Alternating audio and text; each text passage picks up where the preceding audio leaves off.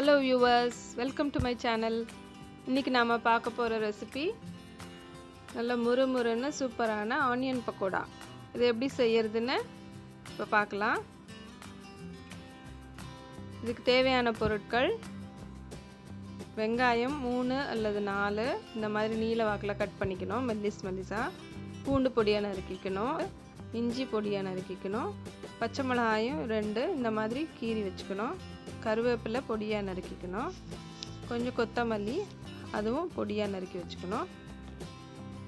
ஒரு மிக்சிங் பவுல் எடுத்து நம்ம நறுக்கி வச்ச எல்லாத்தையும் இதில் மிக்ஸ் பண்ணிக்கலாம்.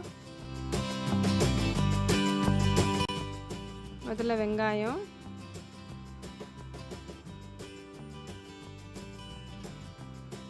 கருவேப்பிலை, பச்சை மிளகா, இஞ்சி, பூண்டு எல்லாத்தையும் இதிலேயே போட்டு உப்பையும் கொஞ்சம் போட்டுக்கணும். உங்கள் டேஸ்ட்டுக்கு ஏற்ற மாதிரி உப்பு போட்டுக்கலாம். மிளகாப்பொடி, வெறும் மிளகாப்பொடி இது 1 டீஸ்பூன். காரம் இன்னும் வேணும்னா இன்னும் கொஞ்சம் போட்டுக்கலாம். 1/2 டீஸ்பூன் மஞ்சள் பொடி,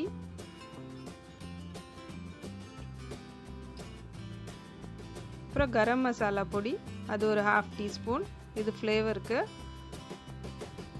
கொத்தமல்லியும் இதிலே போட்டுக்கலாம். அப்புறம் ஒரு 1/2 டீஸ்பூன் குக்கிங் சோடா, இது நல்லா சாஃப்டாக வரும், வேண்டான்னா விட்டுடலாம். அப்புறம் 1.5 குழிக்கரண்டி இந்த மாதிரி எண்ணெய் விட்டுக்கணும். இது நல்லா கிறிஸ்பியாக வர்றதுக்காக பண்ணுறது இது. இப்போ இது எல்லாத்தையும் நல்லா மிக்ஸ் பண்ணிக்கலாம். இந்த எண்ணெய் எல்லாத்துலேயும் படணும், இந்த மாதிரி நல்லா மிக்ஸ் பண்ணிக்கணும். வெங்காயத்தெல்லாம் கொஞ்சம் தனித்தனியாக ஸ்ப்ளிட் பண்ணி விடணும். நல்லா மிக்ஸ் பண்ணிவிட்டு இதில் கடலை மாவு 2 கப்பு போட்டுக்கலாம். அப்புறம் அரிசி மாவு 1 கப்பு இல்லை 3/4 கப்பு போட்டுக்கலாம். இது எல்லாத்தையும் மிக்ஸ் பண்ணி வச்சுருக்கேன், அதை இதில் போட்டுடலாம். இப்போ இதை நல்லா பிசைஞ்சு விட்டுக்கணும். இப்போ நம்ம போட்டிருக்கிற ஆயில் இந்த மாவுலெல்லாம் நல்லா படணும், அப்போ தான் நல்லா முறுமுறுன்னு வரும். அதுக்கப்புறம் கொஞ்சம் தண்ணி தெளித்து இந்த மாதிரி பிசைஞ்சு விட்டுக்கணும். தண்ணி பார்த்து கொஞ்சம் கொஞ்சமாக தெளித்து பிசையணும், ரொம்ப தண்ணி ஆகிடாமல். நல்லா கெட்டியாக இன்னும் கொஞ்சம் தண்ணி தெளித்து இந்த மாதிரி கொஞ்சம் கெட்டியாக பிசைஞ்சுக்கணும். இப்போ எடுத்து நம்ம கிள்ளி கிள்ளி போடுற மாதிரி வரணும்.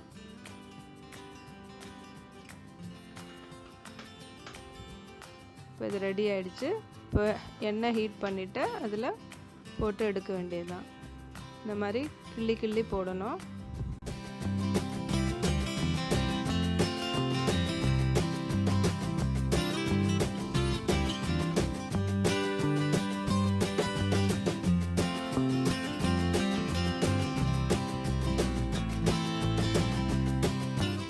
கலர் மாறுற வரைக்கும் இந்த மாதிரி பொரிக்கணும்.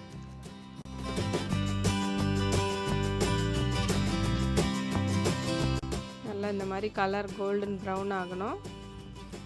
நல்லா எண்ணெய் நிறைய விட்டு பொரிச்சாதான் நல்லா கிறிஸ்பியாக வரும். பாருங்கள், சூப்பராக கலர் மாதிரி சூப்பராக கோல்டன் ப்ரௌனில் வந்துருச்சு. இப்போ இதை எடுத்துட வேண்டியதுதான்.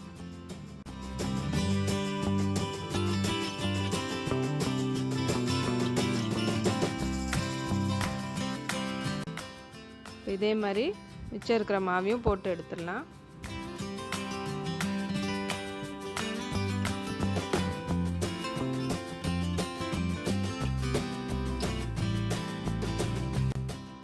இது ஈவினிங் டைமில் பண்ணுறதுக்கு சூப்பரான ஒரு ஸ்நாக்கு.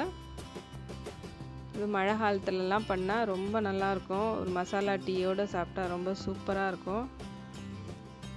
இது வீட்டிலையே ரொம்ப சூப்பராக ஈஸியாக பண்ணிடலாம். இதை டக்குன்னு பண்ணிடலாம். வெங்காயத்தை கட் பண்ணுற டைம் தான் உங்களுக்கு.